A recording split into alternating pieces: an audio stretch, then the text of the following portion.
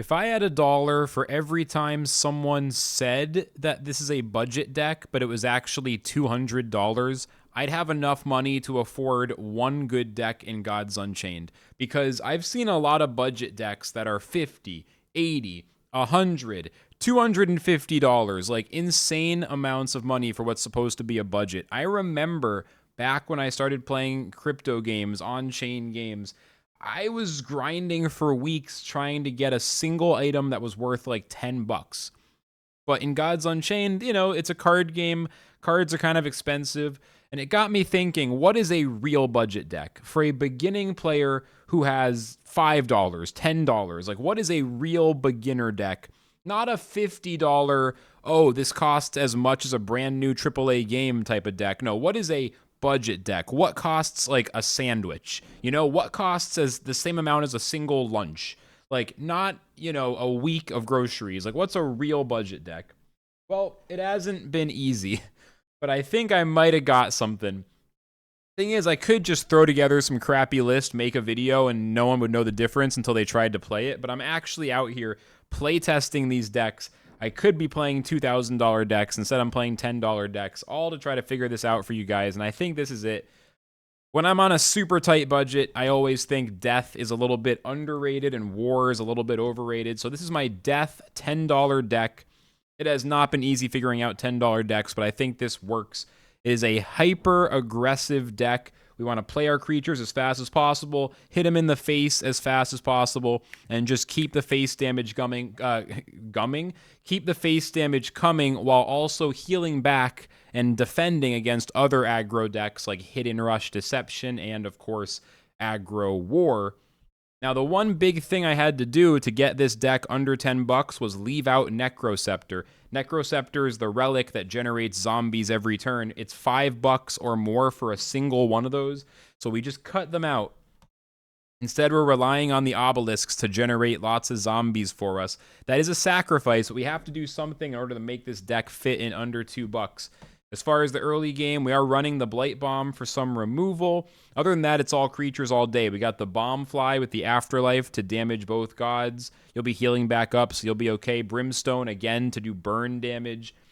And then the early game creatures, the Petulant Fire Spreader, 2/2 for 1. And then the Voracious Fiend, 2/2 for 2. That summons a 1/1 Leech. The Wicked Fae, 2/2, which summons a 1/1, and it can destroy an enemy creature at 1 health. So really high value, fast tempo, early game creatures that also set you up, hopefully, to get frenzied on your obelisk. You know what I mean? I mean, maybe high value is the wrong phrase, but reasonable value, very high tempo, flooding the board. We're running Larcenous Imp, which is a pretty weird 2-drop. It's a 2/3 Nether. If your opponent has a relic equipped, give them +1. Give this creature +1/+1. Or really, look, price $0. $0.00. All right. I really am trying to figure out viable decks at $10. I mean, I might have to give up and start doing $20 decks if these $10 ones don't work. But I think this makes sense. And just to finish out the explanation, the late game, we have the Decaying Rhino for the huge stats. We have the Undead Chimera. After this creature attacks and Roar, deal 2 damage to each god. So we're just using the effects that burn both us and the opponent, and then trying to finish them off with the Corpse Explosion. Destroy each friendly nether, and if you're frenzied, deal 3 damage for each one. So we want to get frenzied with a board full of nethers, and ideally Corpse Explosion them like turn 5, turn 6, just end it really fast. But then when it does go a little longer, we also have the Guild Enforcers for a little more mid-range defense. I think this deck makes sense. Let's jump in and let's play. I want you guys to understand, I spent 4 hours today. I won 14 out of 17 games using this Arandian deck. This is a $1,000 deck. Now I'm about to jeopardize all of that time, potentially break my shield and go back to Art Gold just because I want to show you guys this deck in action. So that's how much I care. Let's try the $10 deck, and let's see if I can get a win on the first try. I'm doing it in ranked. I'm doing it real, just the way you have to do it. It'd be really easy for me to do it in casual, or, just maybe I record with a little bit of a stronger version of the deck, but I tell you what to substitute. Nope. I'm in here. I'm playing exactly the deck I recommend, and we'll see if it works. So we're going second against another Death player. maybe Anubians, maybe zombies, maybe rock drakes. Probably not, though, since we are in gold. Ideally, we wanted to go first, but hopefully we can make this work. And by the way, the deck list and the link to the GU decks page is all in the description. All right, so we're going to send back the Corpse Explosion. And I'm using shiny versions. Of course, the price is based on the meteorites. The Rhino's cool, but we're going to send it back. We really want to find the Obelisk in the opening, especially with a hand like this. Going second, they use the Soul Burn, which means they're probably running zombies as well. Imp is good, but we have a 2 and a 3. I'm going to send back the Imp looking for that Obelisk. Now we're going to want to get the Relic removal from the Sanctum if we can, this Nightleaf Trapper, because they probably have the Necroceptors or other relics. They pass turn 1, so that's a good sign. Maybe they're playing a slower deck. We'll drop out the 1-drop right away, hoping to get the Fae to destroy something. So turn 2, probably pipping out one of these fledglings. And sure enough, they do have a Scepter. So now we immediately need to try to get this Nightleaf Trapper. We can play the Fae in that case. And then we have the option to Brimstone and just draw a cycle a little faster. Let's do it, but in the opposite order. So cycle first. Taking advantage of our pips since we have 3 of them. Got the Chimera in hand.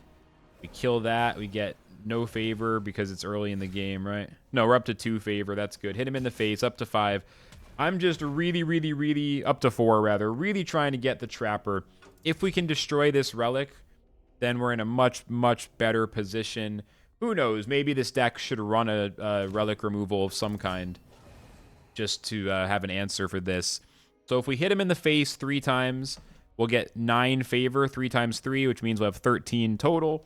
We can remove their Relic. We just must destroy this. So we're going to go ahead, ignore their board, and notice how quickly I'm damaging them. If we draw a Corpse Explosion, we are so primed. And we'll use the second pip here to play our own Fledgling. You can see pretty clearly what I'm doing. I'm just absolutely going wide, flooding the board, being aggressive. We went second, which is generally considered a disadvantage in an aggro versus aggro matchup, but feeling pretty good about the position, even though we haven't drawn Corpse Explosion. Okay, so that's going to clear our 3-2. Oh, wait, that was really weird. Oh, no, I get it. Yep, okay. So that their dragon dies, kills the 1-1, chain reaction, kill our dragon.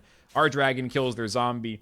At the end of the day, the board is still somewhat to our advantage. We're probably going to play the Undead Chimera here.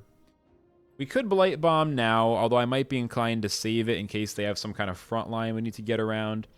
Playing this does 2 damage to both faces, then I can hit them for 4. They'll be down to 10 after that. Pip out the Bomb Fly, maybe. Unless I'd rather Blight Bomb something. We'll hold on to the Blight Bomb. Alright, here we go.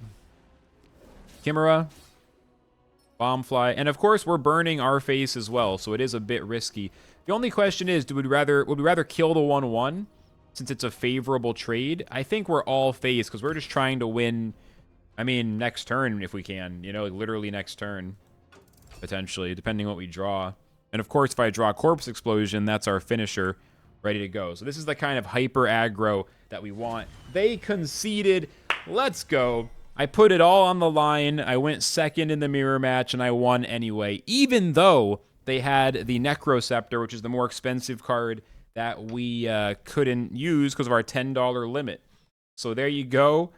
A little closer to Diamond, trying to climb back up to Mythic with these really budget decks. Of course, I can pretty easily get Mythic with the good stuff, but I'm really trying to put myself into the beginner's shoes with the budget decks. I will say, if you choose to run this deck, which again, links in the description, deck list in the description, and my Discord links in the description. If you don't have all these cards, if you can't afford the $10 deck, please join the Discord. I will send you some cards for free.